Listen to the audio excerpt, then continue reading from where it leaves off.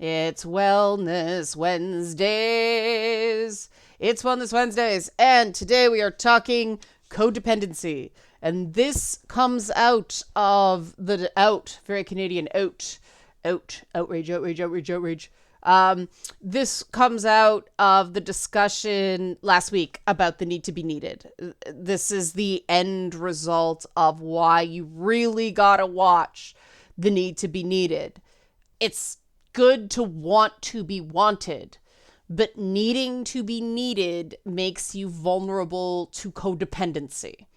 And codependency, just for the record, is not an official thing.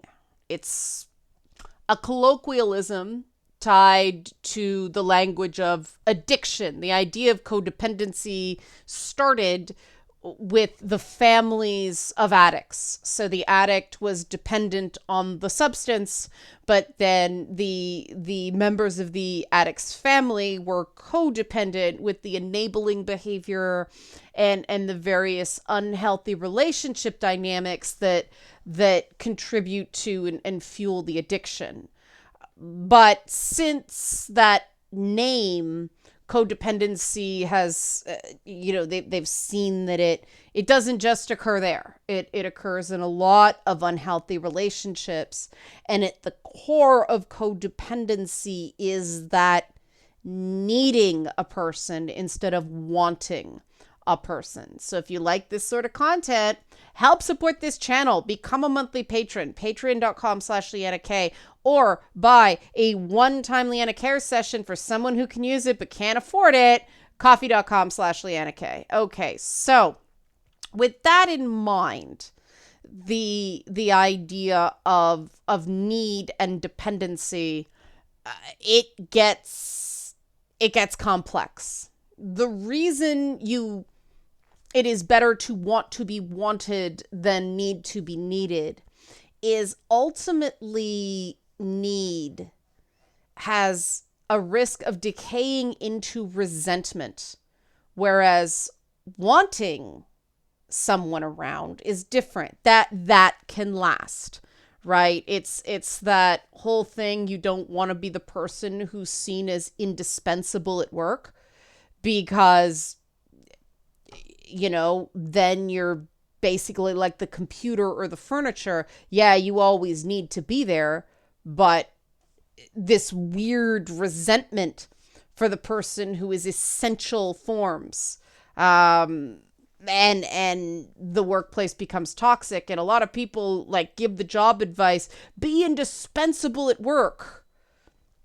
No, not necessarily, because if you seem indispensable, then, you're a threat to certain people, and so you become the target of things like workplace bullying.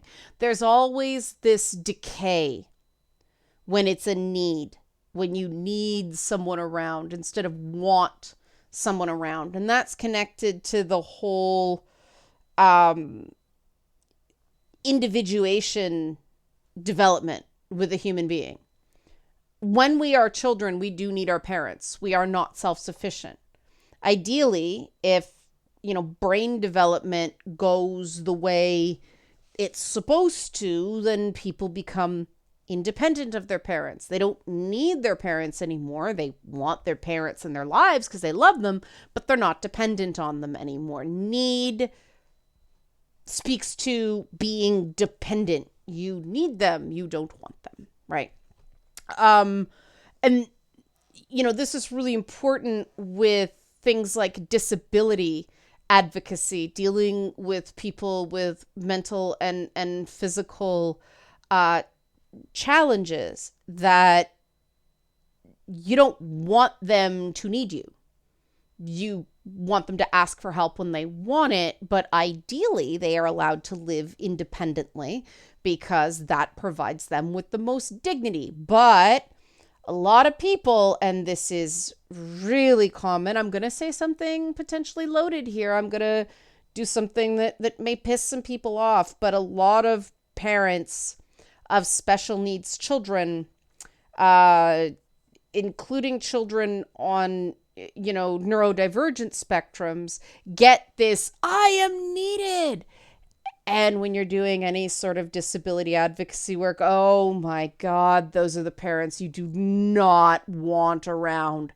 They are pains in the butt because you try to ask, the child, which in some cases is a teenager, right? Perfectly capable of communicating their own wants and needs. And you try to ask the teenager something and the parent will respond for them. And you watch the kid shut down. Right? They are in the way because their entire identity is my baby needs me. He can't take on this big bad world on his own or on her own, or, that kind of thing. It's not healthy. And I think that might be where I started forming the distinction between wanting to be wanted and needing to be needed, and needing to be needed creates a risk for codependency is seeing that over and over and over again, and sometimes it's in adult children. You all know those parents, or maybe some people don't, but the parents come in and they start cooking food for their kids and doing their laundry and this, that, the next thing, and insisting that their kid have a plan and this and that. And, their children are adults. They are college age or higher, but the parents are still running the kid's life, their adult child's life, because they can't cut the fucking cord. Like, that's a sitcom trope, right? That's the annoying parent in various comedies. You don't want to be that person because you're the annoying parent in various comedies, right? That's the issue with needing to be needed. And this initially came up in, a discussion of mansplaining and how it gets people into, colloquial term mansplaining, coming off as condescending when you really just want to be helpful. But that's the difference between wanting to be helpful and needing to be essential, right? Let me impart my knowledge. It's seen as condescension, but it's really not that. It's a need to be needed. And because people don't recognize the need to be needed, they come across in ways they don't intend, and it's not in their hearts and minds at all. And that's really unfortunate. But you see the way the need to be needed gets woven into various, this is a bit of a loaded term as well, but social constructs, like serving your country, right? This is a shining example of how being needed and being disposable can essentially look like, the same thing depending on your lens. We need a few good men to go out on the front and fight as cannon fodder, right? Well, yes, okay, yes, you need those troops, but you need them to go out and sacrifice themselves. Need is inherently sacrificial because it's essential. If you are needed, you can't say no.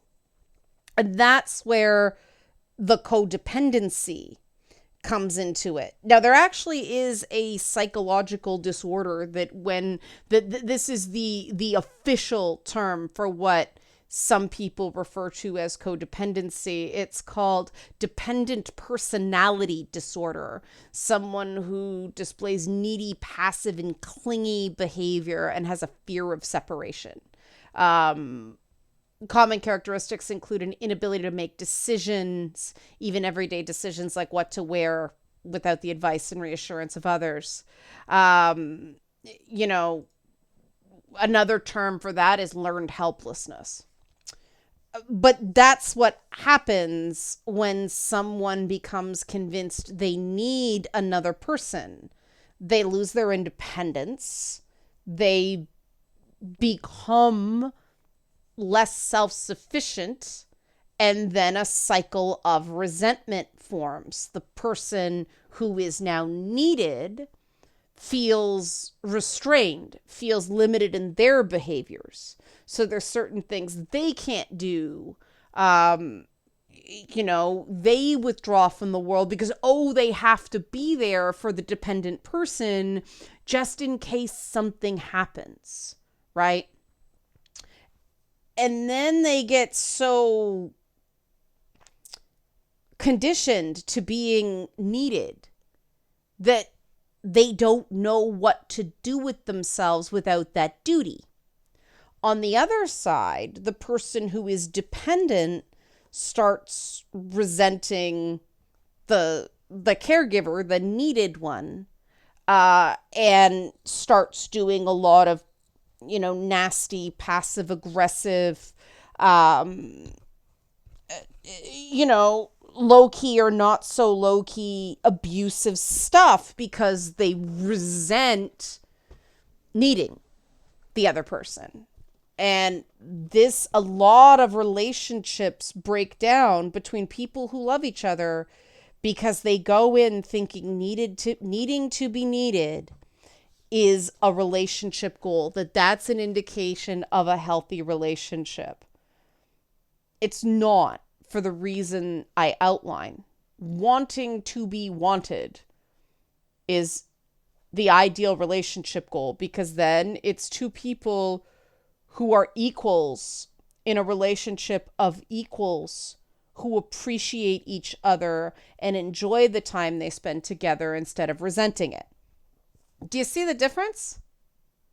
Because, a lot of people, when they go into it with that need to be needed, and again, this is a trope that we see all the time, that, I need you, I can't live without you, and that's supposed to be the height of romance, right? Maybe when you're a teenager, it seems really awesome, but the minute you've had a few relationships go to shit, it's not nearly as desirable or attractive. I just wish that we could instill that in people before those few go to shit relationships. It would involve a lot less pain and, have people reach a healthy relationship with significantly less damage along the way. But in order to do that, we need to really look at these narratives and these examples of relationships. And the interesting thing is, the more you look at depictions of relationships in literature and media, and then, family structures and all that stuff, I mean, historically there was sort of a need, right? There, especially when women were forced to be financially dependent on men because they couldn't keep their earnings and couldn't own property.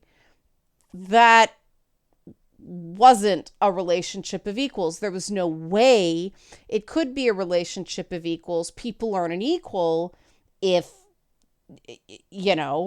that trope of, the husband dies and the widow's left destitute with mouths to feed. It's not. The fact that your entire quality of life and social class is tied to who you marry means a lot of people did not marry, certainly not for love, but sometimes they didn't even necessarily like the person. They liked the family he came from. They liked the wallet and, the land holdings that came with it. But, the idea of what we consider romantic love, well, that didn't really enter into it because that wasn't the point of the marriage, right? Led to a lot of misery, as I'm sure you can imagine. But that's, that's what's so weird. That's what Jane Austen was skewering in a lot of her stories, and they're seen as romances. They really weren't. They were cutting social satire that never ended terribly satisfying, but now they're seen as, this romantic thing drives me crazy. That's sort of a litmus test for me. If somebody thinks Jane Austen is romantic, I'm like, get the fuck out of here. Like, just core values not lining up there. It's great. A lot of people do, but we're going to clash, right? Let's know that going in, because that's not healthy. What's healthy is people who are individuated enough to get into a relationship with someone they want to be with, not who they need to be with. Because of the simple truth that you don't know whether you want to be with someone if you need to be with someone. And as I said off the beginning, that eventually wears on you. Because after a while, especially when those, basics of life, financial needs are met, people start feeling very unfulfilled if it's a need versus a want. But a lot of people, it's more, it seems like I've seen both men and women do it in different ways. It seems like, and maybe it's just my audience skewing the sample, but there's a greater awareness of the need among men than women.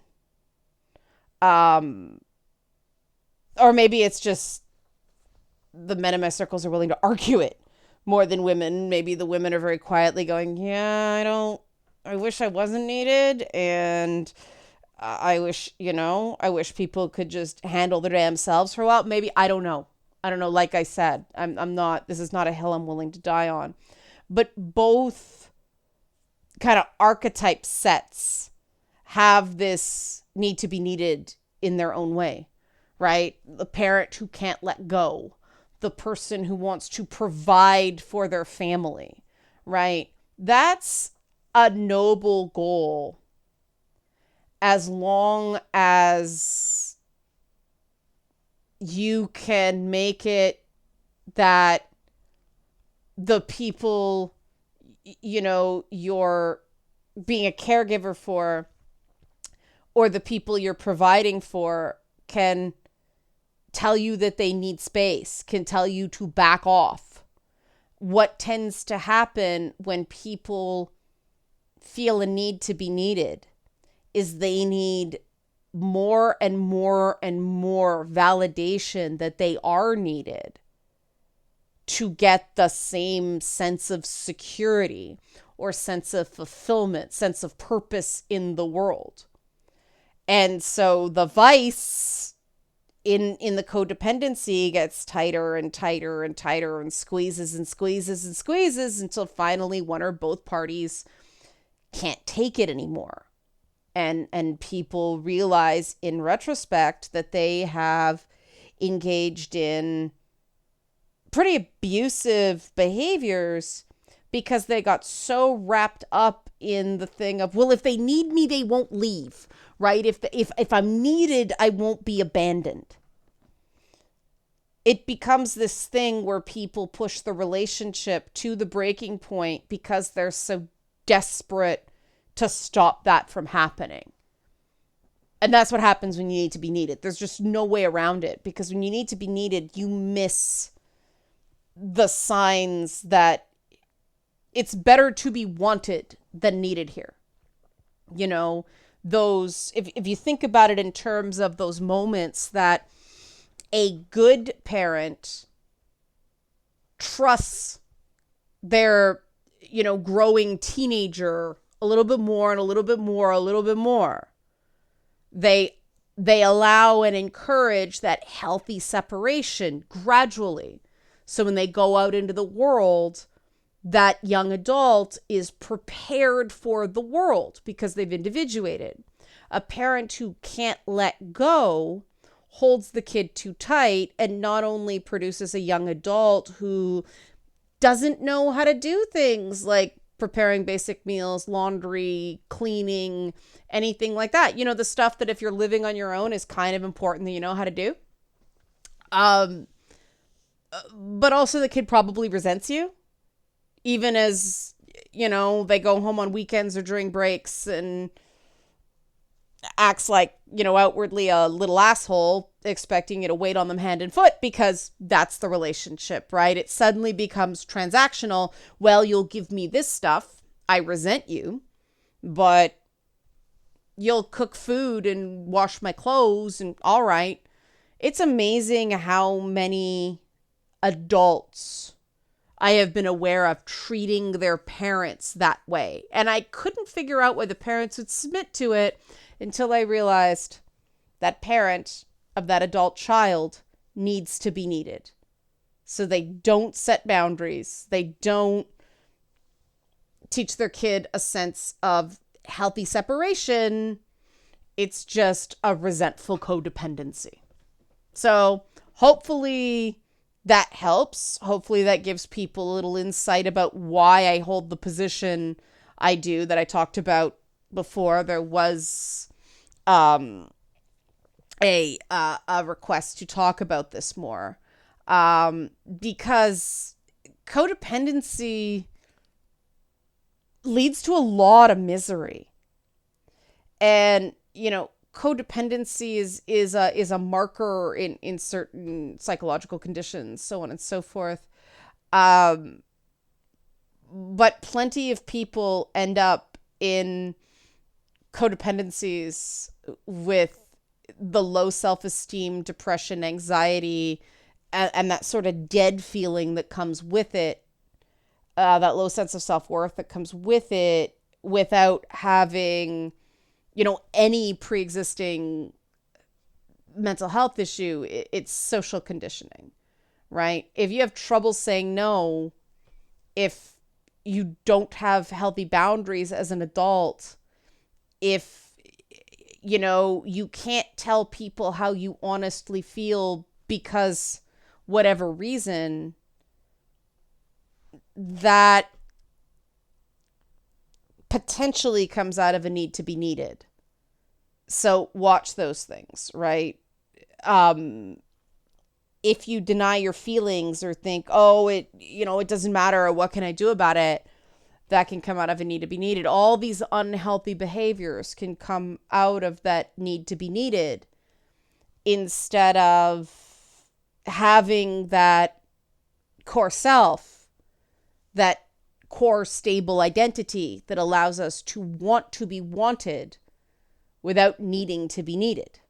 Because we believe in ourselves enough, we like ourselves enough to believe that people will want to stick around us without needing to be around us, and we can self-soothe and get through it and be resilient when that turns out to not be the case.